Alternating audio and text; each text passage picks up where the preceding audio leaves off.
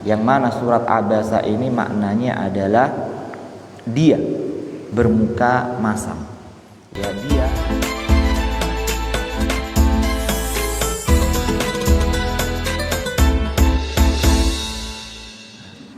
Bismillahirrahmanirrahim. Assalamualaikum warahmatullahi wabarakatuh. Innal hamdalillah nahmaduhu wa nasta'inuhu wa nastaghfiruh wa na'udzu billahi min shururi anfusina wa min sayyiati a'malina may yahdihillahu fala mudhillalah wa may yudlil fala hadiyalah. Asyhadu an la ilaha illallah wahdahu la syarikalah wa asyhadu anna Muhammadan abduhu wa rasuluh. Qala Allah Ta'ala ya ayyuhalladzina amanu taqullaha haqqa tuqatih wa la tamutunna illa wa antum muslimun. Wa qala Ta'ala ya ayyuhalladzina amanu taqullaha wa qulu qawlan sadida yuslih lakum a'malakum wa yaghfir lakum dhunubakum wa may yuti'illaha wa rasulahu faqad faza fawzan 'azima. Amma ba'd. Ma'asyiral muslimin jamaah salat subuh rahimani wa rahimakumullah. Tentunya pertama dan utama tidak pernah kita lupa dan bosan-bosannya untuk memanjatkan puja dan puji syukur kita kepada Allah Subhanahu wa ta'ala atas limpahan nikmat dan karunia-Nya kepada kita semuanya. Nikmat yang begitu banyaknya, nikmat yang tidak mungkin kita dapat menghitungnya. Di antara nikmat-nikmat tersebut tentunya yang paling utama dan harus kita syukuri adalah nikmat iman, nikmat Islam, nikmat sehat dan kesempatan, sehingga sampai saat ini kita masih bisa melaksanakan kewajiban kita sebagai seorang hamba Allah Subhanahu wa ta'ala, yaitu sholat subuh berjamaah. Semoga Allah Subhanahu wa ta'ala menerima segala amal ibadah kita dan menjadikan amal-amal ibadah tersebut pemberat timbangan kebaikan ketika kita berjumpa dengan Allah Subhanahu wa ta'ala pada hari kiamat kelak. Kemudian tentunya salawat dan salam kita aturkan kepada junjungan Nabi besar kita Muhammad sallallahu alaihi wasallam, kepada keluarga-keluarga beliau, sahabat-sahabatnya, serta orang-orang yang senantiasa mengikuti tuntunan beliau hingga akhir zaman. Ma'asyiral muslimin jamaah salat subuh rahimani wa rahimakumullah. Insyaallah pada kesempatan kali ini kita kembali melanjutkan kajian tafsir kita, di mana terakhir kemarin kita sudah selesai membahas tafsir dari surat At-Takwir, idza syamsu kuwirat. Dan insyaallah pada kesempatan kali ini kita akan memasuki bahasan terkait tafsir dari surat Abasa. Yang pertama kita bahas tentunya nama dari surat ini. Surat Abasa itu merupakan nama yang semua kita mengetahuinya, karena apabila kita membuka mushaf kita, itulah yang kita dapat di surat Abasa. Terambil dari kalimat yang pertama atau ayat yang pertama, yaitu Abasa. Potongan ayat pertama yaitu Abasa.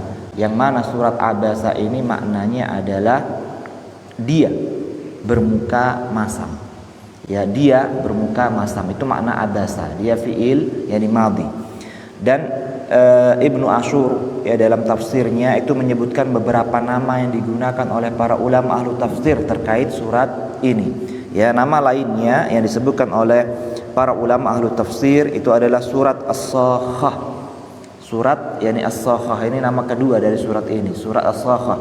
Ini terambil dari firman Allah Subhanahu wa taala yang ada dalam ayat ke 20 atau 33, fa idza ja'atis sakhah, yang mana artinya sakhah ini adalah suara yang begitu sangat keras, arti as-sakhah. Jadi nama kedua dari surat ini adalah surat As-Sakhah. Kemudian juga disebutkan oleh Ibnu Ashur, nama lain dari surat ini adalah surat As-Safarah. Surat As-Safarah terambil dari firman Allah Subhanahu wa taala dalam ayat ke-15, yaitu biaidi safarah. Biaidi safarah, di tangan-tangan para utusan. Itu safarah, nanti kita jelaskan tafsirannya. Itu nama yang ketiga, yaitu surat Safarah. Surat As-Safarah. Nama yang terakhir yang disebutkan oleh Ibnu Ashur dalam tafsir beliau adalah surat Al-A'ma. Surat Al-A'ma. Surat Al-A'ma ini artinya tunanetra, orang yang buta. Terambil dari makna sebab nuzulnya ayat-ayat ini, atau terambil dari ayat yang kedua anja'ahul a'ma, ya, yang mana datang kepadanya seorang yang buta. Ya, itu beberapa nama yang disebutkan oleh para ulama terkait dari nama surat ini Abasa. Pertama surat Abasa, kemudian surat As-Sakha, surat As-Safara, kemudian surat Al-A'ma. Ya, adapun penamaan para ulama salaf, ya para sahabat itu biasa menggunakan yakni awal dari ayat ini. Seperti surat Takwir kita jelaskan, mereka menyebutkan surat Idza Syamsu Kuwirat. Ya pun demikian dari surat ini, surat Abasa wa Tawalla. Itu yakni penamaan yang biasa digunakan oleh para yakni salaf, yaitu sahabat Nabi sallallahu alaihi wasallam. Itu terkait tentang nama dari surat yang akan kita bahas ini.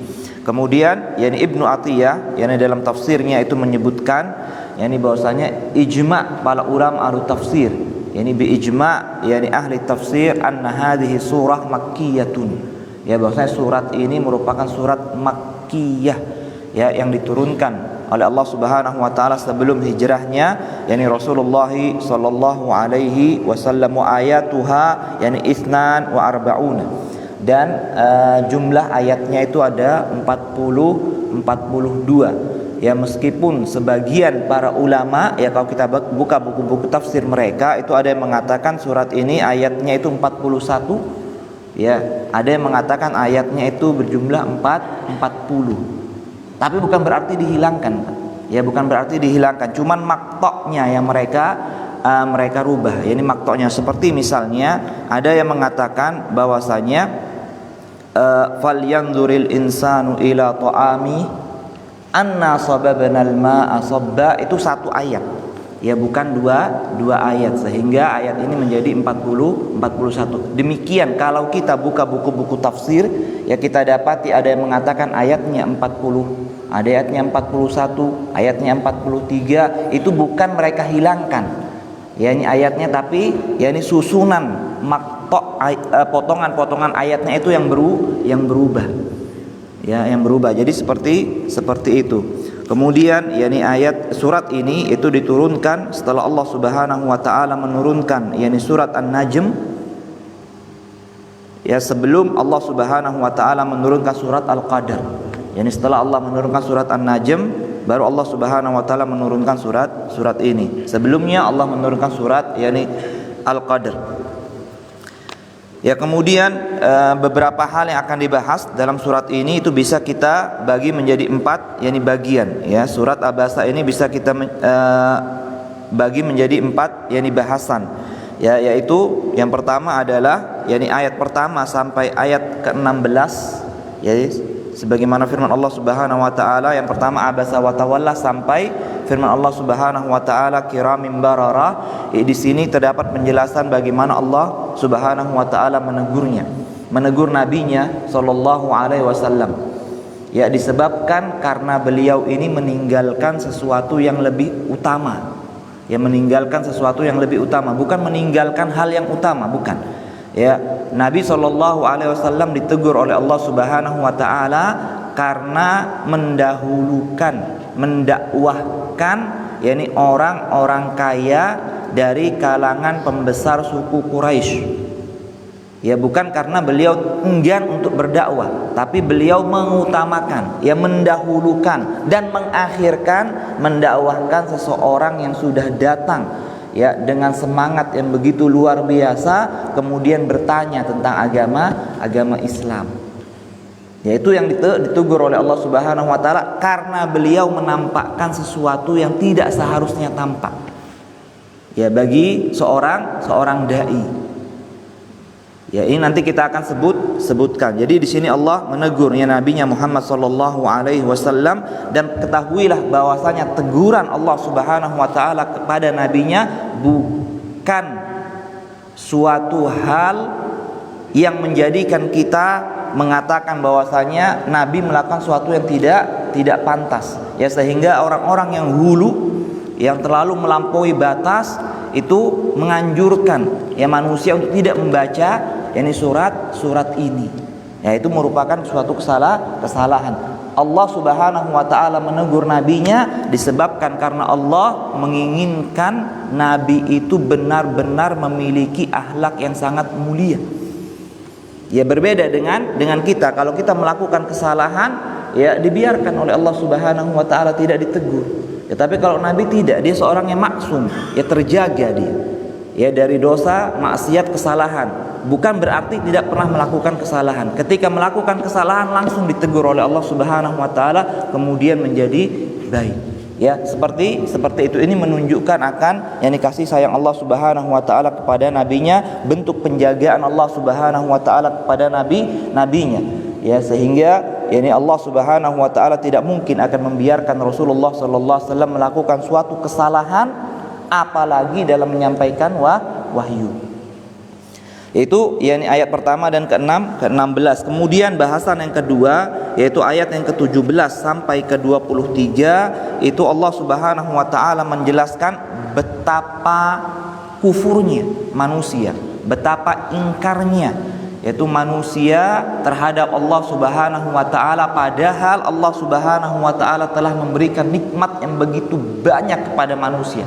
Jadi antaranya adalah kita diciptakan oleh Allah Subhanahu wa taala sebelum tidak ada menjadi ada, itu merupakan suatu kenikmatan yang luar biasa. Akan tapi hal-hal seperti itu tetap menjadikan manusia itu kufur kepada Allah. Kalau kita katakan kufur jika dia ditujukan kepada orang-orang kafir, berarti mereka enggan untuk beriman. Ya Pak ya, kalau kufur kita tujukan kepada orang kafir, berarti mereka enggan untuk beriman. Padahal yakni tanda-tanda atau alamat seorang itu harus beriman kepada Allah sudah jelas ya pada mereka. Makanya Allah sebutkan itu nanti kekuasaan Allah Subhanahu wa taala kepada manusia. Kalau kufur ini kita tujukan kepada orang-orang yang beriman, ya berarti maknanya kufur nikmat. Ya, mereka kurang mensyukuri nikmatnya Allah Subhanahu wa taala. Makanya dikatakan kalla lamma yaqdima amarah.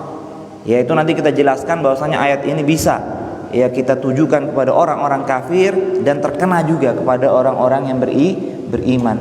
Ya, sekali-kali tidak, sungguhnya la kalla la yaqdima amarah. Sungguhnya mereka belum menunaikan apa yang Allah Subhanahu wa taala perintahkan kepadanya. Yaitu bahasan yang kedua. Kemudian bahasan yang ketiga itu dimulai dari ayat ke-24 sampai ke-32. Allah Subhanahu wa taala ingin menegakkan hujjah bagi orang-orang kafir ya terkait tentang hari kebangkitan yang mereka ingkari. Ya, jadi Allah ingin menegakkan hujjahnya yakni kepada mereka. Kenapa mereka bisa mengingkari hari kebangkitan padahal bukti-bukti itu sudah banyak yang mengharuskan mereka mengimani hari kebangkitan. Salah satu karakteristik surat Makkiyah.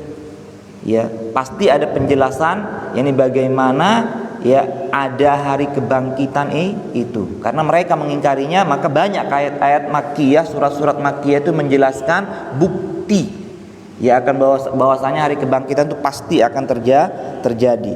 Itu bahasan yang ketiga. Bahasan yang keempat itu dimulai yakni dari ayat ke-33 sampai akhir. Di sini Allah Subhanahu wa taala menjelaskan terkait peristiwa dahsyatnya yakni hari kiamat.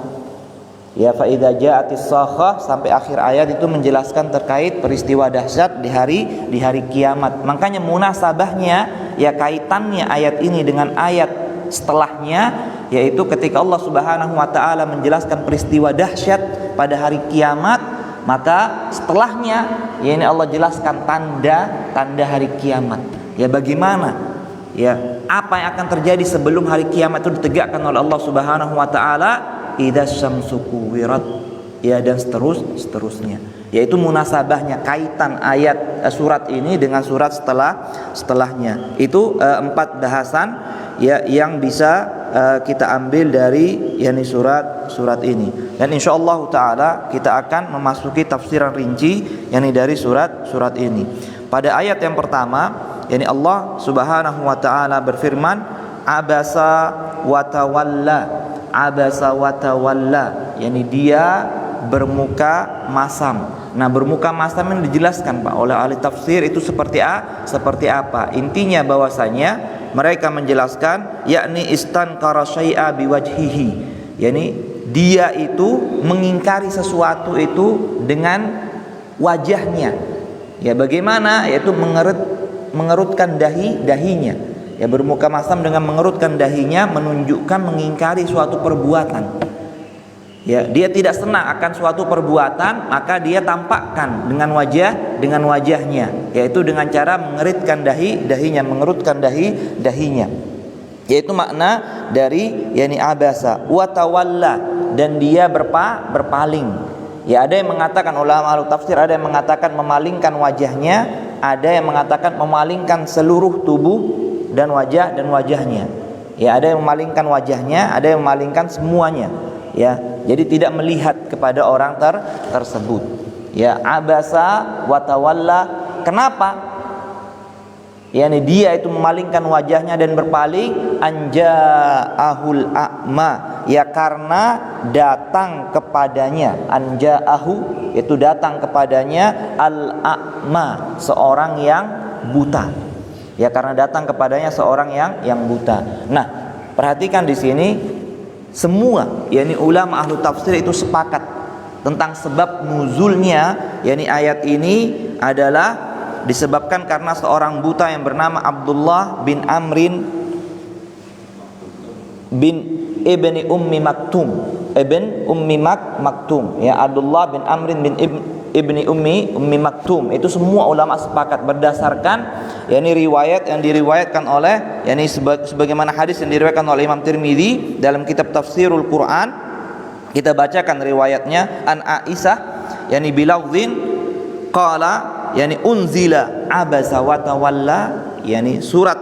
Perhatikan para salaf ya menamakan surat ini, ya Aisyah menamakan surat ini dengan abasa wa tawalla. Unzila abasa wa tawalla, ya diturunkan surat abasa wa tawalla fi ibni Ummi Maktum al-a'ma, ya karena sebab seorang Abdullah bin Ummi Maktum yang buta Rasulullah mendatangi Rasulullah sallallahu alaihi wasallam, faja'ala yaqulu ya Rasulullah arsidni. Ya tiba-tiba setelah datang ya menghadap Rasulullah mengatakan, ya Rasulullah berikanlah aku pengajaran, berikanlah aku petunjuk. Wa inda Rasulullah rajulun min udama al-musyrikin. Ya padahal Rasulullah itu bersama para pembesar Quraisy, Pak.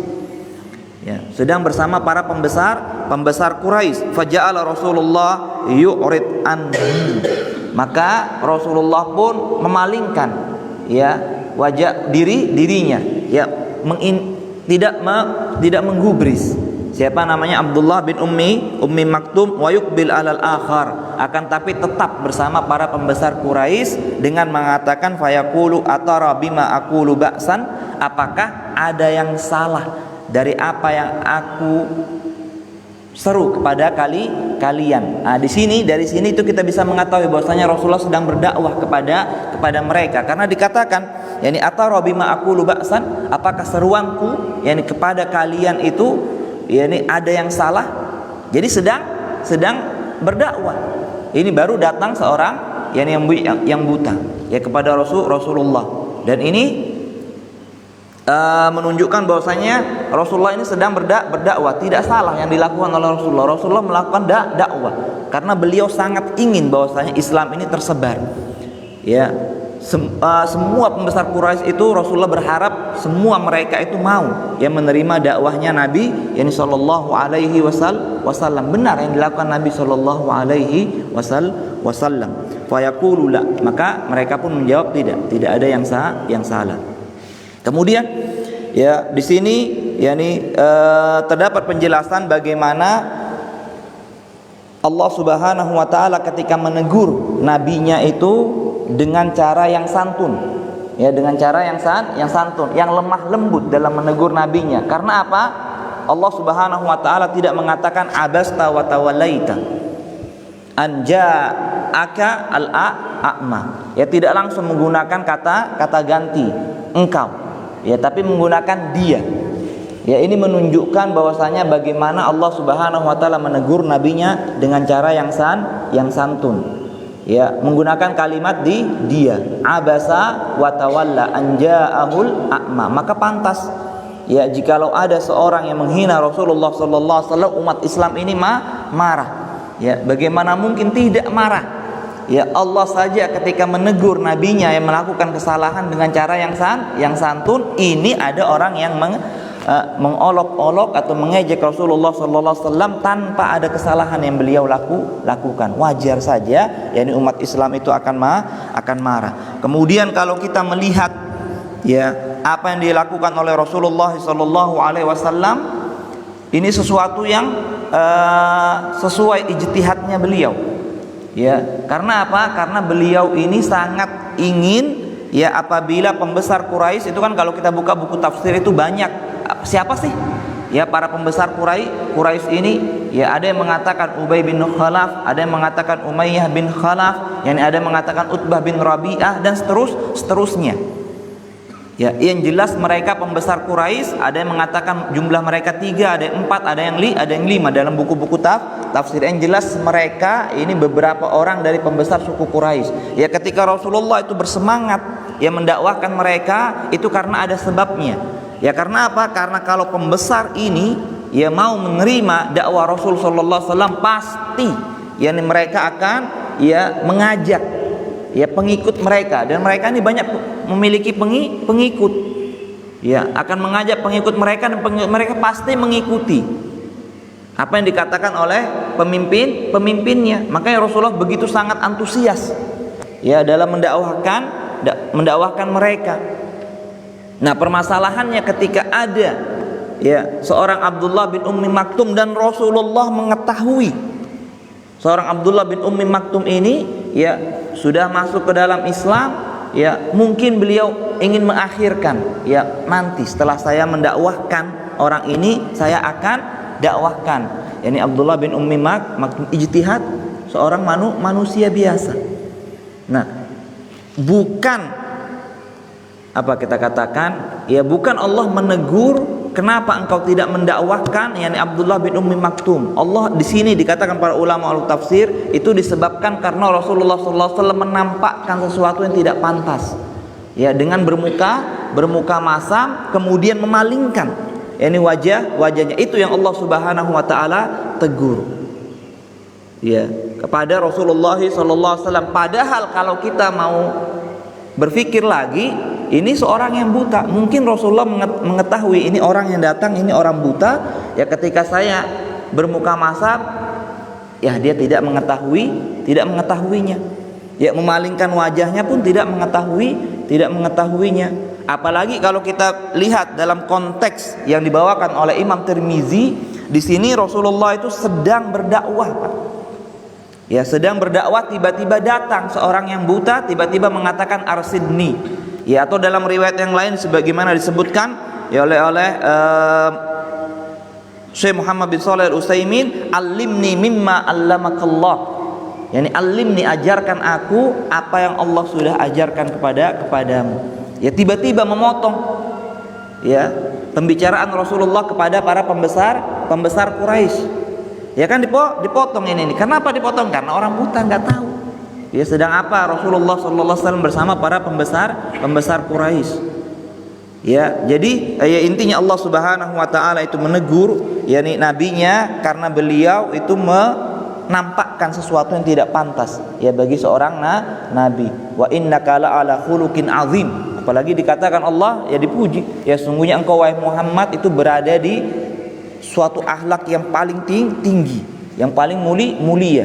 Nah, ini agar tetap dalam pujian tersebut ditegur oleh Allah Subhanahu wa taala, oleh Allah Subhanahu wa taala. Naam. Seperti itu. Kemudian Allah Subhanahu wa taala selanjutnya itu berfirman, anja'ahul a'ma wa ma yudrika la'allahu yazzakka. Tahukah engkau wahai Muhammad, barangkali dia itu ingin menyucikan dirinya.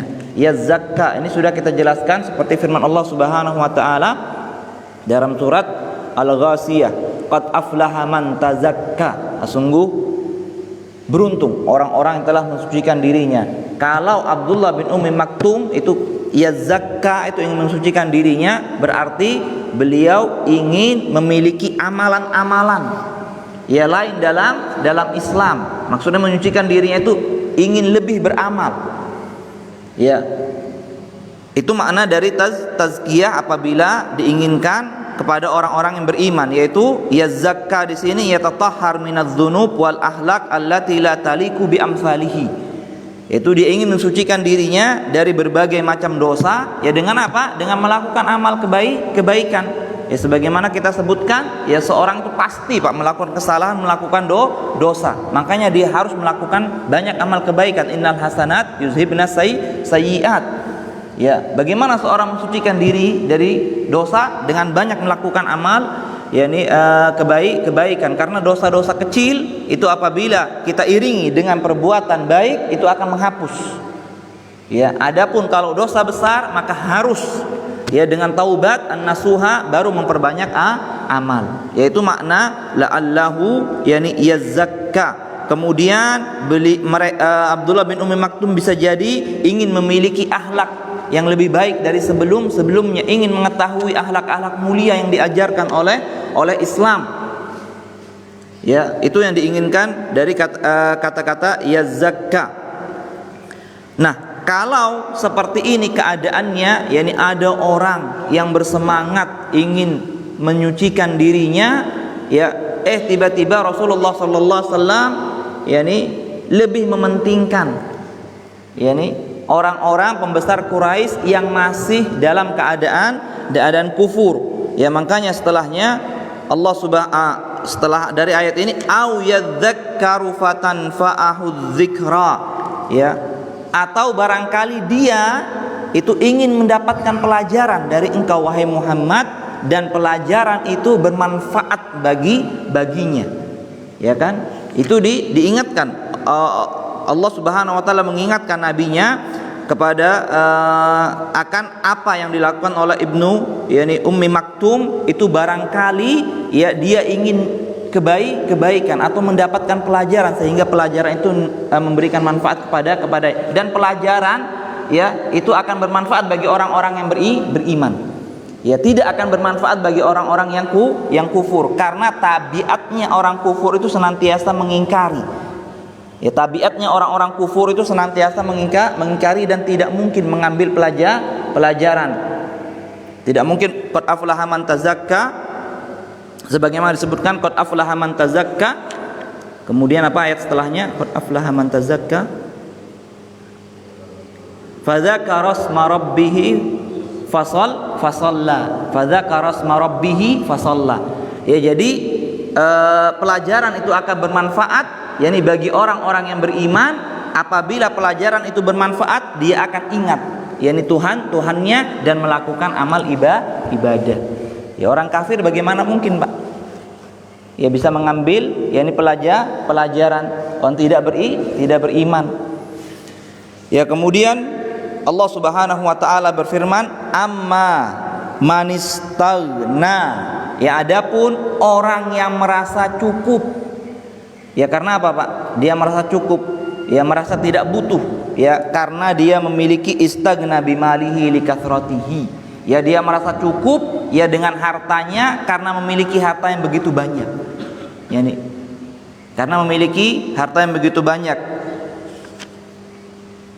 Kalla innal insana layatgha ar-ra'ahul istagna. Ya sekali-kali tidak, sesungguhnya manusia itu benar-benar melampaui batas bila melihat dirinya serba cukup.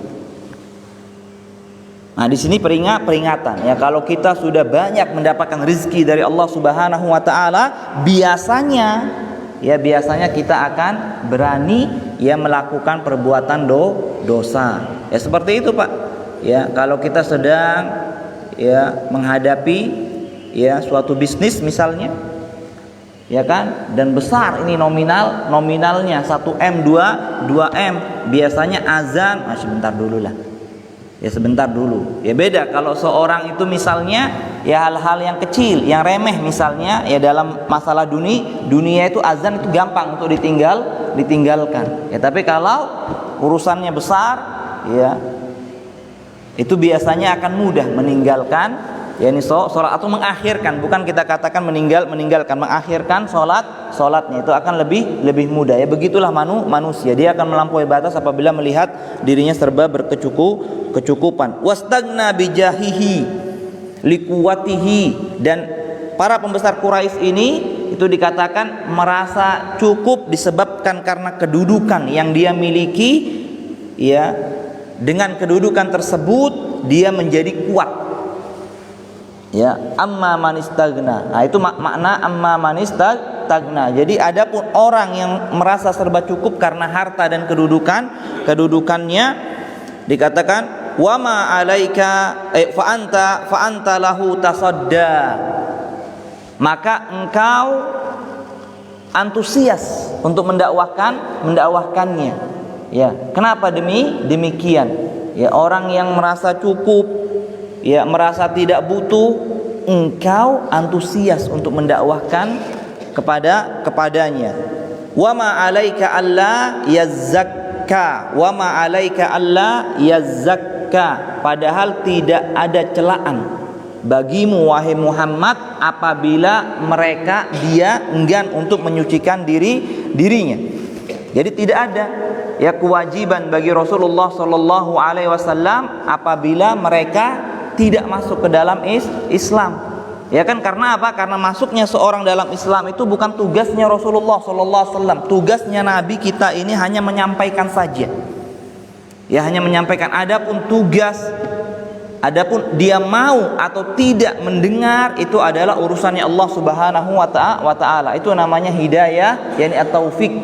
Ya, Rasulullah ini hanya diwajibkan untuk menyampaikan hidayatul irsyad wat taujih. Ya, hanya butuh penjelasan saja. Rasulullah itu hanya diinginkan oleh Allah Subhanahu wa taala menjelaskan mana yang baik, mana yang buruk, mana yang hak, mana yang batil, apa yang harus mereka lakukan. Yani adapun, ya, mereka mau atau tidak itu urusannya Allah Subhanahu wa taala yang dinamakan hidayah, yani at-taufik. Di sini Allah Subhanahu wa taala ingatkan, ya, nabinya. Fabayyana Allah Subhanahu wa taala anna ibna ummi maktum radhiyallahu anhu aqrab ila tazakki min haula'il udhama. Nah, di sini Allah jelaskan bahwasanya yang lebih pantas untuk segera menyucikan dirinya itu adalah Abdullah bin Ummi Maktum, wahai Rasulullah sallallahu alaihi wasallam. Wa inna haula idza lam yatazakku ma iqbalir rasul alaihim fa innahu laisa alaihim minhum syai'un. Ya, adapun orang ini, ya, orang-orang pembesar Quraisy ini apabila dia enggan untuk menerima dakwah Rasul, maka Rasul ini tidak akan mendapatkan dosa. Akan tetapi ketika Abdullah bin Ummi Maktum yang ditolak, itu bisa jadi Rasulullah SAW itu terjatuh ke dalam kesalahan. Ya, karena apa? Itu nanti kita sebutkan. Ya, setelahnya perhatikan kenapa. Ya, jangan sampai engkau wahai Muhammad itu mengalihkan dakwah itu dari seorang yang buta ini. Ya, Allah jelaskan, wa amma man ja'aka, adapun orang yang datang langsung kepadamu. Perhatikan Pak, dia datang langsung, enggak mengutus seseorang. Wa amma man ja'aka, ya, dia yang datang. Yas'a, ya, dengan berusaha. Ada yang mengatakan, para ulama ahlu tafsir mengatakan yas'a ini bersegera. Ya, bersegera. Ya, makanya dikatakan di sini yaitu yasta'jil min ajlin tihazil fursah ila huduri majlisin nabi. Dia bersegera untuk mengambil kesempatan bisa hadir di majelisnya Nabi sallallahu alaihi wasallam.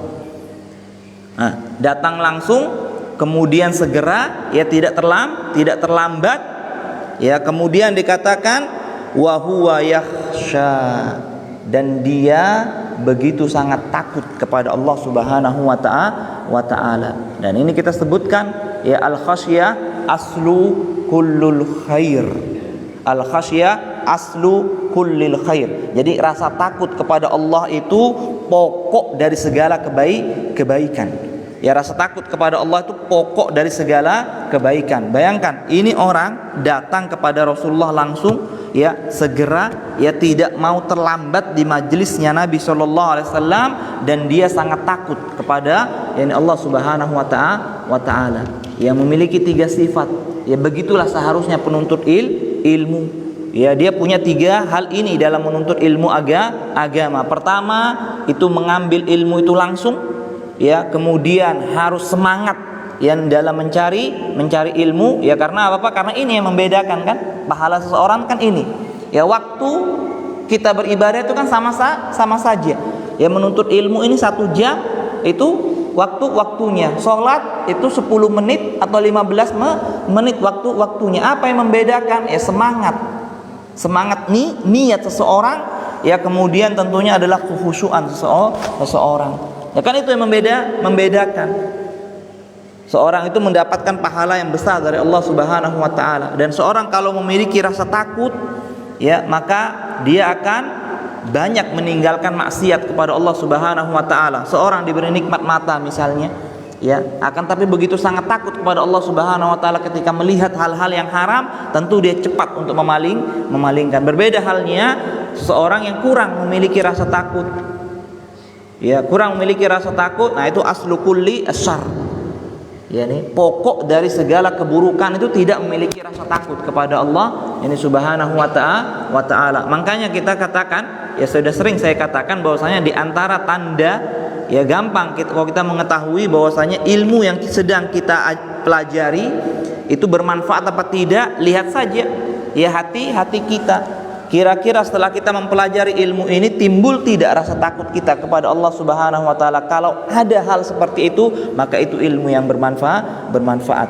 Ya, menjadikan seorang itu sangat takut yakni kepada Allah Subhanahu wa taala. Fa anta anhu talaha, maka engkau yakni mengabaikannya wahai Muhammad. Ya, bayangkan sudah punya 3 ya ciri-ciri sifat penuntut ilmu yang benar itu engkau mengabaikan ya wahai Muhammad, dan yakni sibuk dengan para pembesar Quraisy yang tidak ada rasa takutnya kepada Allah Subhanahu wa taala. Ya, makanya setelah ayat ini turun, ya apa yang dilakukan oleh Rasulullah sallallahu alaihi wasallam kepada Abdullah bin Ummi Maktum? Ya, setiap kali datang ya majelisnya Nabi sallallahu alaihi wasallam, maka Nabi mengatakan, langsung menyambut, Pak. Ya, datang Abdullah bin Ummi Maktum langsung disambut, marhaban biman atabani fihi rabbi. Ya, selamat datang yakni kepada orang yang dengan sebabnya aku ditegur oleh Tuhanku. Ya. Kemudian diberi tempat duduk. Dalam riwayat itu surbannya beliau itu diletakkan Abdullah Ummi Maktum yang duduk di situ. Ya, sampai-sampai juga diriwayatkan, ya kenapa? Yani Abdullah bin Ummi Maktum ini ditunjuk sebagai muazzin yang kedua, Pak. Ya, muazzin pertamanya itu Bilal, padahal Abdullah bin Ummi Maktum itu nggak bisa melihat fajar. Tugas orang muazzin kedua itu apa? Dia azan setelah melihat fajar. Tapi yang ditunjuk siapa? Abdullah bin Ummi Maktum, seorang yang buta. Ya, sebagai bentuk pemuliaan Rasulullah sallallahu alaihi wasallam kepada Abdullah bin Ummi Maktum ini. Ya, sebagai muazzin yang kedua. Rasulullah pernah berperang 2 kali. Dalam riwayat itu meninggalkan kota Madinah, yang ditunjuk sebagai imam Abdullah bin Ummi Maktum, seorang yang buta. Ya, sebagai imamnya kota Madinah itu Abdullah bin Ummi Maktum 2 kali ya ditunjuk. Nah, ini bagaimana Rasulullah sallallahu alaihi wasallam benar-benar mengamalkan Al-Qur'an. Ya. Luar biasa ya seorang Abdullah bin Ummi Maktum ini, dengan sebab ilmunya dia ini dijadikan yang oleh Rasulullah sallallahu alaihi wasallam sebagai imam yakni kota Madinah 2 kali, kemudian ditunjuk sebagai muazzin yang kedua Rasulullah sallallahu alaihi wasallam. Kemudian ya di sini juga ya dalam ayat ini juga menunjukkan akan amanahnya yakni Rasulullah sallallahu alaihi wasallam dalam menyampaikan firman Allah Subhanahu wa taala. Seandainya Rasulullah itu dibolehkan menyembunyikan beberapa ayat, satu ayat atau beberapa ayat, niscaya yang disembunyikan oleh Rasulullah adalah ayat ini, Pak. Ya, ini disembunyikan dari ayat pertama sampai ayat yang fa anta anhu talaha. Ya, karena apa? Satu, ya tidak ada sahabat yang mengetahuinya kan? Ya, ketika Rasulullah bermuka masam diturunkan ya ini ayat tersebut abasa wa tawalla, siapa yang mengetahuinya? Ya enggak tahu sahabat. Ya sedang turun ayat yang tahu hanya Jibril. Yang tahu hanya Jibril. Abasa wa tawalla an ja'akal a'ma wa ma yudrika la'allahu yazakka. Ini enggak ada yang tahu nih selain Jibril. Ya, Abdullah bin Ummi Maktum enggak tahu. Ya, bahwasanya Rasulullah ini bermuka masam dan enggak mungkin sahabat-sahabatnya berani menyampaikan kepada Abdullah bin Maktum seandainya ada para sahabat di situ. Wah, Rasulullah sudah bermuka masam kepadamu. Enggak mungkin sahabat berani mengatakan demikian. Dan Abdullah bin Ummi Maktum enggak tahu. Ya. Tapi apa? Karena amanahnya beliau, karena kewajiban tanggung jawabnya beliau dipilih oleh Allah sebagai seorang nabi dan rasul menyampaikan wahyu, disampaikan Pak ayat ini.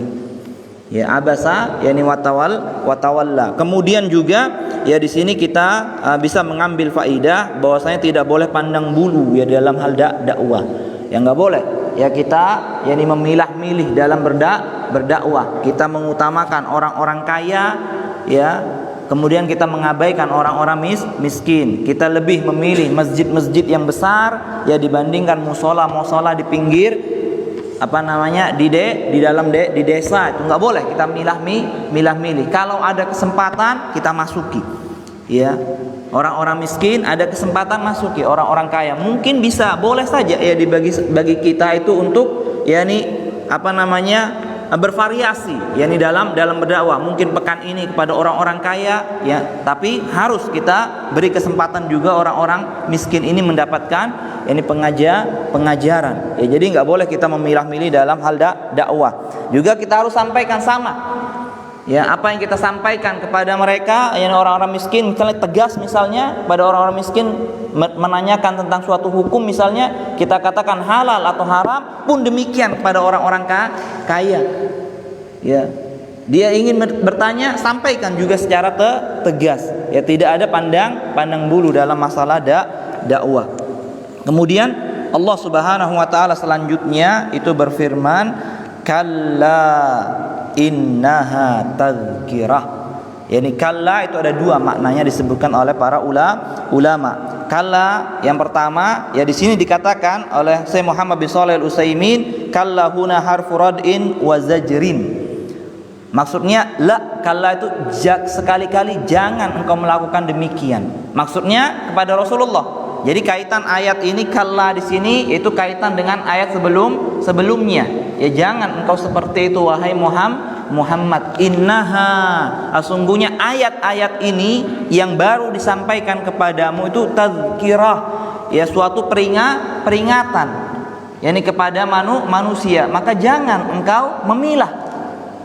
Ya, untuk menyampaikannya kepada para pembesar Quraisy saja dan engkau menghiraukan ini Abdullah bin Ummi Maktum ini, yaitu yang disebutkan oleh Syekh Muhammad bin Shalih Al-Utsaimin, guru beliau yakni Syekh Sa'di, yaitu lebih memilih tafsiran yang lainnya, yaitu kalla di sini maknanya haqqan.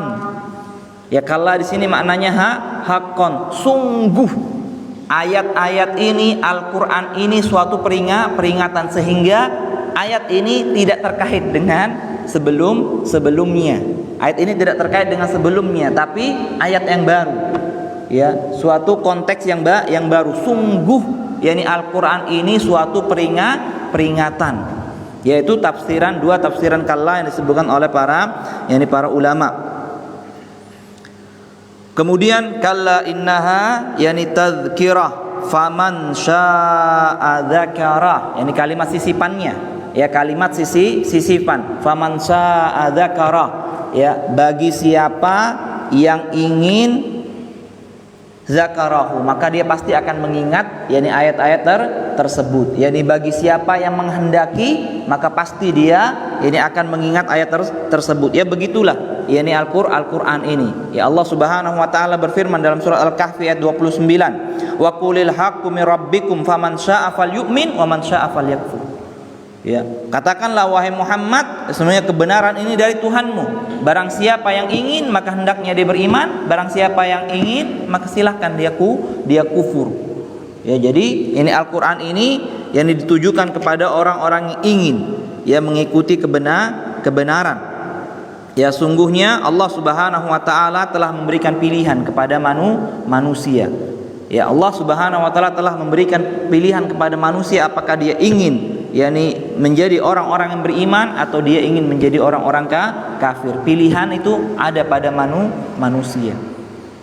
Ya, itu makna faman syaa'a dzakara. Nah, kemudian Allah Subhanahu wa taala menjelaskan ya kalla innaha tadzkirah, yakni sungguh atau sekali-kali jangan begitu wahai Muhammad, sungguhnya Al-Qur'an ayat-ayat ini itu merupakan peringatan. Ini bagi manusia di mana letaknya? Nah, ini kan kaitannya dengan ayat kalla ini. Makanya saya katakan faman syaa'a dzakara itu sisipannya. Ya, kemudian lanjutannya fi suhufim mukarramah pada ayat ke-13 fi suhufim mukarramah. Jadi ayat-ayat ini itu ada di suhuf, yang dalam lembaran-lembaran yang dimuliakan. Suhuf di sini Pak ada dua tafsirannya. Ada yang menafsirkan suhuf di sini dengan lauhul mahfuz. Ya, ada yang mengatakan suhuf di sini adalah maknanya masahif, yakni fid dunya, yakni mushaf yang ada di muka bumi ini yang diturunkan oleh Allah Subhanahu wa taala. Terutama tentunya adalah mushaf yang kita buka ini. Yang kita baca itu Al-Qur'an yang kita baca dan kitab-kitab sebelum Al-Qur'an. Inna hadza la fi suhufil ula suhufi Ibrahim wa Musa. Jadi suhuf yang ada di dunia. Ya, yang pertama suhuf yang ada di Lauhul Mahfuz fi suhufi yakni al-mukarramah fi suhuf mukarramah yang dimuliakan. Ya, memang benar. Ya, kenapa dimuliakan? Kalau kita tafsirkan dengan suhuf itu adalah Lauhul Mahfuz, memang benar dia dimuliakan oleh Allah Subhanahu wa taala. Ya, diletakkan di tempat tertinggi. Ya, kalau kita mau mencapai Lauhul Mahfuz ini harus naik dulu ke langit pertama, langit kedua, langit ketiga sampai langit ketujuh baru ada Lauhul Mahfuz di Baitul Ma'mur sana. Ya, ada Lauhul Mahfuz la yamassuhu illal mutahharun. Jadi suci, dimuliakan, tidak ada yang menyentuhnya kecuali orang-orang yang suci. Ya, ini mukarramah. Kalau kita tafsirkan ini suhuf ini dengan mushaf yang di dunia, pun mushaf di dunia ini dimuliakan oleh Allah Subhanahu wa taala. Al-Qur'an ini sudah dimuliakan, Pak. Yani Allah Subhanahu wa taala. Kenapa? Karena dikatakan para ulama Al-Qur'an tahirun. Yani min tahirin, ma'a tahirin ila tahirin. Ya, Al-Qur'an ini suci. Ya, kemudian dari zat yang suci dibawa oleh utusan yang suci kepada hati yang suci. Ya, kepada Muhammad dibawa oleh malaikat Jibril dari Allah Subhanahu wa taala. Ya, Al-Qur'an ini suci, dimuliakan oleh Allah Subhanahu wa taala. Ya, sudah dimuliakan oleh Allah Subhanahu wa taala. Kemudian yakni Allah Subhanahu wa taala yaitu berfirman marfu'atim mutahharah, yakni ditinggikan. Nah, itu kalau dia Lauhul Mahfuz. Kalau mushaf di dunia, nah di sini ada yakni isyarat. Ya, Al-Qur'an ini salah satu bentuk pemuliaan Al-Qur'an ini jangan sampai diletakkan di bawah di Al-Qur'an, harus dinaikkan. Marfu'ah itu ditinggikan tempatnya. Ya, makanya kalau ada Al-Qur'an, ya jangan sampai ada buku di atasnya. Ya, dibalik, Pak. Al-Qur'an yang di atas itu salah satu bentuk yakni kita memuliakan Al-Qur'an dengan ayat ini. Jangan sampai Al-Qur'an itu ditumpuk, ya ada buku-buku lainnya di atasnya. Ya, itu salah satu bentuk yakni kita memuliakan yakni Al-Qur'an mutahharah. Yani makna mutahhara di sini la ya'tihil batilu min baini yadayhi wa min khalfihi tanzilun min hakimin hamid. Ya tidak pernah datang kebatilan. Ya baik dari arah depan, dari arah belakang, dia diturunkan dari zat yang maha, yani bijaksana. Lagi maha terpuji. La ya'tihil batilu min baini yadayhi min khalfihi tanzilun min hakimin yani hamid. Itu makna mutahhara. Ya, tidak ada kebatilan, tidak ada kesalahan, tidak mungkin berubah. Yani Al-Qur'an dan tidak mungkin ada yang bisa merubahnya. Ya sampai hari kiamat, sampai Allah angkat itu Al-Qur'an, enggak ada yang bisa merubah yani isi Al-Qur'an. Itu makna mutahharatun. Dia itu disucikan. Kemudian ini Allah Subhanahu wa taala berfirman biaidi safarah. Biaidi safarah, ya di tangan-tangan para utusan. Ya surat Safarah. Ya, as-safarah yaitu dikatakan as-safaratul malaikah. Summu safaratan li'annahum katabatun. Ya, dinamakan dia safarah. Kenapa malaikat itu dinamakan safarah? Karena dia ditugaskan oleh Allah Subhanahu wa taala untuk menulis. Ma'khudzah minas safar. Ma'khudzah minas safar. Ya, di kata-kata safar au minas safri wa huwal kitab, yang artinya adalah buku, Pak. Safar itu artinya buku. Ya bisa kita lihat Allah Subhanahu wa taala berfirman, kamatsalil himari yahmilu asfara. Ya seperti keledai yang membawa asfara, yang membawa buku-buku yang tebal.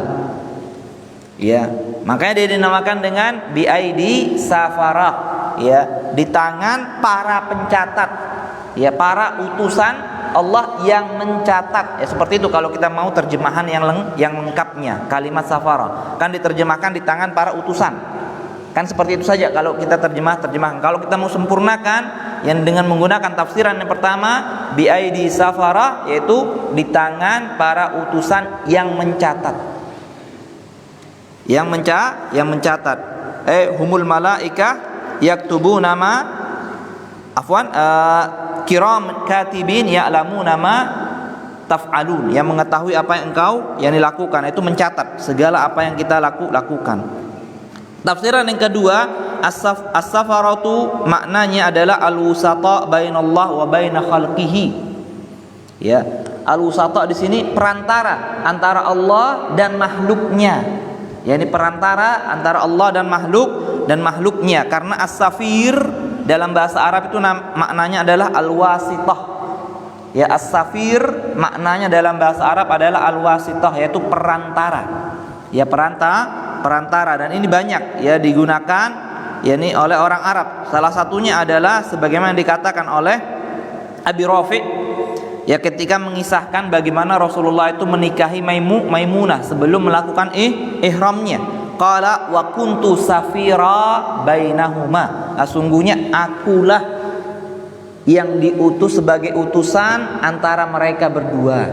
Ya as-safir, ya biaidi yani safara. Jadi seperti itu. Itu tafsiran dari safara. Ya dua tafsiran disebutkan para ulama terkait yani safara. Biaidi safara, di tangan para utusan kiramim bararah, yakni kiramim bararah. Bagaimana sifat yakni para utusan Allah itu, yaitu malaikat-malaikat ini kiram, yang mulia. Mulia ini ada dua, Pak.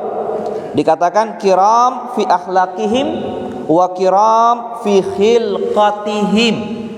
Ya, jadi malaikat ini ya memiliki dua sifat. Pertama kiram, mulia maksudnya apa? Mulia di sini dalam akhlaknya. Ya, akhlak para malaikat ini mulia karena apa? La ya'sunallah, ya tidak pernah bermaksiat kepada Allah Subhanahu wa taala. Sama sekali dia tidak pernah bermaksiat. Jadi kiram fi akhlaqihim, ya betul-betul mulia akhlaknya. Nah, itu di sini juga kita tahu, Pak. Jadi seseorang itu dikatakan memiliki akhlak yang baik apabila satu, yaitu dia baik dalam berakhlak atau beradab kepada Allah Subhanahu wa taala. Ya, semakin seorang itu banyak melakukan ketaatan, meninggalkan maksiat, dia sudah bisa dikatakan memiliki akhlak. Ya, kiram fi akhlaqihim. Ya, bisa jadi kita ini kalah. Ya, mulianya dengan para malaikat. Ya cuman ya bedanya ya seseorang itu kalau melakukan kebaikan, ya kalau melakukan kebaikan tuh dia sudah melakukan dua kebaikan. Ya kalau malaikat dia tidak melakukan ketaatan itu karena memang seperti itu sifatnya. Nah kalau manusia enggak, ya dia melakukan kebaikan, dia melakukan ketaatan dapat pahala. Ya kemudian dia diberi pahala karena sudah meninggalkan syahwatnya. Ya karena semua manusia itu diciptakan apa? Inna nafsala ammaratun bisu. Sesungguhnya jiwa manusia ini senantiasa ammarah, ya senantiasa memerintahkan keburukan, lebih senang melakukan keburukan. Ya ada nafsu seperti itu yang diciptakan kepada manusia. Ya makanya karena hal inilah ini para ulama mengatakan manusia apabila melakukan ketaatan kepada Allah dia lebih mulia daripada malaikat. Ya karena mendapatkan dua kebaikan dari Allah Subhanahu wa taala. Dia bisa meninggalkan nafsu syahwatnya yang sudah menjadi tabiatnya, ya. Kemudian dia mendapatkan pahala dari melakukan kebaikan tersebut. Ya, jadi seperti itu. Kiram itu mulia, itu dalam akhlaknya. Kiram fi khilqatihim. Ya, dia mulia dalam bentuknya. Maksudnya apa? Yani li'annahum ala ahsani khilqah. Jadi makhluk Allah yang paling bagus bentuknya di langit sana. Ya kan di langit itu banyak makhluk, Pak. Kita nggak tahu. Yang kita tahu hanya malaikat saja kan.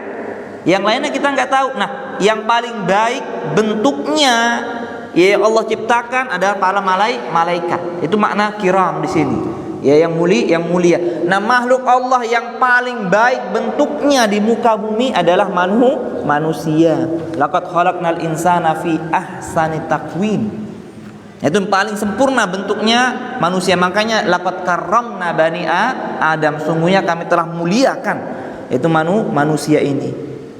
Jadi itu makna dari kiram. Yani bararah yaitu berbakti. Itu maksudnya adalah la ya'sunallaha ma yu'marun, ya tidak pernah bermaksiat kepada Allah terhadap apa yang diperintahkan kepadanya. Dan namanya malaikat itu senantiasa beribadah kepada Allah, tidak pernah meninggalkan ibadah dan tidak pernah bosan dalam melaksanakan ibadah. Itu makna dari al-bara, yani bararah, yang benar-benar berbakti kepada Allah Subhanahu wa ta'ala. Kemudian juga ya ketika disebutkan oleh Syekh Muhammad bin Shalih Al-Utsaimin di sini, ya ketika Allah Subhanahu wa ta'ala menyebutkan abasa wa tawalla an ja'ahul a'ma, ya datang kepadanya seorang buta, ya tidak menyebutkan namanya, ya tapi menyebutkan apa? Menyebutkan ciri-cirinya. Ya, disebutkan bahwasanya boleh bagi seseorang itu untuk menyebutkan cacatnya seseorang. Ya kalau tujuannya itu bukan untuk mencela. Ya boleh kita menyebutkan cacatnya seseorang kalau tujuannya bukan untuk mencela, tapi agar seorang itu langsung mengetahui siapa sih yakni dia ini. Dan itu digunakan oleh para ulama hadis. Ya menyebutkan cacat seorang perawi yakni agar seluruh manusia itu mengetahui siapa sih yang dimaksud dengan orang yang cacat ini. Contohnya adalah disebutkan yang di dalam kitab-kitab hadis, misalnya waqad kanal ulama yaf'aluna hadza. Ya sungguhnya banyak para ulama melakukan hal tersebut. Maksudnya menyebutkan cacat seorang. Al-A'raj an Abi Hurairah. Al-A'raj artinya orang yang pincang. Ya kenapa dikatakan Al-A'raj? Ya karena kalau disebutkan namanya itu banyak namanya Abdullah misalnya. Ya banyak nama seorang yang namanya Ahmad, tapi ketika dikatakan Al-A'raj, oh yang pincang dari Abu Hurairah. Oh dia yang meriwayatkan. Ya dibolehkan, tapi tujuannya ingat, yakni agar orang mengetahui siapa orang tersebut, bukan tujuannya untuk mencela. Ya seperti misalnya yang lainnya, misalnya Al-A'mas an Ibni Mas'ud. Yani orang yang pandangannya itu sedikit kabur, yang tidak bisa melihat, matanya satu, misalnya Al-A'mas. Ya, nah itu boleh. Ya, yang lainnya misalnya dan seterusnya. Ya, dan banyak lakop-lakop yang disebutkan oleh para ulama yakni ahli hadis ya terkait ingin menjelaskan siapa yang dinamakan dengan Ahmad, Abdullah, Muhammad dari seorang perawi hadis. Jadi itu dibenarkan. Akan tapi kalau tujuan kita itu untuk mencela, maka ini diharamkan dalam Islam. Disebutkan yang dalam riwayat la tuzhir asy-syamatata fi akhika, jangan engkau sebut-sebut, jangan engkau tampakkan ya cacat atau cela pada saudaramu, fayarhamuhullah, ya maka Allah akan merahmatinya tuh Pak. Ya kalau kita sebut pincang tapi maksudnya ya kita mencela orang tersebut, Allah akan merahmati orang tersebut, wa yabtaliyaka, dan nanti Allah akan menguji dirimu. Nah, diberi ujian kita nanti. Ya kalau kita sudah mencela, maka hati-hati ya dalam menyebut yakni cela seseorang. Ya itu beberapa faidah dari ayat anja'ahul a'ma. Kemudian bahasan yang kedua, ya kita masuki bahasan kedua. Allah Subhanahu wa taala itu berfirman, sedikit saja. Ya, kutilal insanu ma akfarah. Kutilal insan numa akfarah. Ini saja mungkin saya akan ingin jelaskan. Ini kutila itu ada dua maknanya. Ya, kutila itu ada dua maknanya. Pertama maknanya adalah laknun, yakni laknat. Jadi makna kutilal insan, terlaknatlah manusia. Terlaknatlah yakni manusia. Nah, maksudnya laknat itu apa? Terlaknat apa sih maksud laknat itu? Yaitu dijauhkan dari rahmatnya Allah Subhanahu wa taala. Sungguh jauh manusia itu dari rahmatnya yakni Allah Subhanahu wa taala. Itu makna yang pertama. Dan laknat ini biasanya ditujukan kepada orang-orang kafir. Falaknatullahi alal kafirin, lu'inal ladzina kafaru. Ya kan? Banyak dalam ayat-ayat Al-Qur'an kalau kita lihat ya dalam ayat walaknatullahi alal zalimin. Ya orang-orang yang zalim, dan paling zalim adalah orang yang melakukan kesyirikan. Ya, biasanya laknat itu kalau kita buka Al-Qur'an itu ditujukan kepada orang-orang kafir. Makanya para ulama yang menafsirkan kutila al-insan itu dengan laknat, yang dimaksud ayat ini dan seterusnya itu kepada orang-orang kafir, Pak. Ya, kepada orang-orang kafir. Tapi ingat, ya mereka mengingatkan bahwasanya kaidah dalam tafsir itu meskipun ya ayat itu ditujukan kepada orang kafir, akan tetapi dia bisa mengenai orang-orang mukmin yang bermaksiat. Dia bisa mengenai ayat tersebut ya, karena kan kekhususan ya suatu lafaz itu tidak menghilangkan keumuman makna dari suatu ayat. Ya makanya hati-hati. Ya meskipun kita katakan kutilal insan, di sini maknanya lu'ina lil kafirin. Kan seperti itu maknanya kalau dia laknat. Ya, jadi terlaknatlah manusia. Jadi otomatis manusia ini maknanya adalah orang-orang kafir. Ya orang-orang kafir. Kutilal insan. Nah, makna yang kedua dari kutila itu adalah yakni uhlika. Ya binasalah manusia. Artinya binasalah yakni manusia. Nah, kalau binasa manusia, mereka mengatakan al-insan itu al-jins. Ya semua manusia. Itu dia binasa. Semua manusia itu dia binasa. Sejatinya dia itu pasti akan binasa. Kenapa demikian? Ma akfarah. Nah, ma juga di sini itu ada dua tafsirannya. Ma di sini maknanya adalah istifhamiyah. Ya maksudnya seperti ini kalau istifhamiyah, kalimat tanya. Binasalah manusia atau terlaknatlah manusia. Apakah yang menyebabkan dia kufur? Nah, itu kan pertanyaan ma di sini. Apakah yang menjadikan dia kufur? Apakah yang menjadikan dia ingkar? Nah, itu maknanya. Tafsiran yang kedua jelaskan ma di sini bentuk at-ta'ajjubiyah, ma at-ta'ajjubiyah, yakni untuk menunjukkan takjubnya. Ya, jadi maksudnya apa? Binasalah manusia, terlaknatlah manusia. Betapa besarnya ya kufurnya dia kepada Allah Subhanahu wa taala. Ya Pak ya, perhatikan itu ada dua yakni tafsirannya. Makanya itu kalau kita membaca tafsir itu lebih dalam, kita bisa memaknai firman Allah Subhanahu wa taala. Kalau kita baca terjemahan hanya satu saja, saya belum baca terjemahannya itu ma akfarah itu apa diterjemahkan. Yang jelas dia memiliki yakni dua makna. Ma di sini kenapa manusia itu begitu kufurnya? Ya, kenapa manusia, apa yang menyebabkan manusia itu bisa menjadi kufur? Nah, seperti itu ma di sini. Kalau ma dia ta'ajjubiyah, itu Allah menegaskan betapa besarnya kufurnya manusia ini. Ya makanya dia itu binasa. Yani kutilal insan ma akfarah. Yani kenapa demikian? Itu insyaallah ya kita akan jelaskan ya daripada kesempatan yang akan datang. Lebih kurangnya kami mohon maaf. Ini saja yang bisa kami sampaikan. Akhirul kalam ya kita tutup yang dengan kita membaca doa kafaratul majlis. Subhanakallahumma wa bihamdika asyhadu an la ilaha illa anta astaghfiruka wa atubu ilaik. Assalamualaikum warahmatullahi wabarakatuh.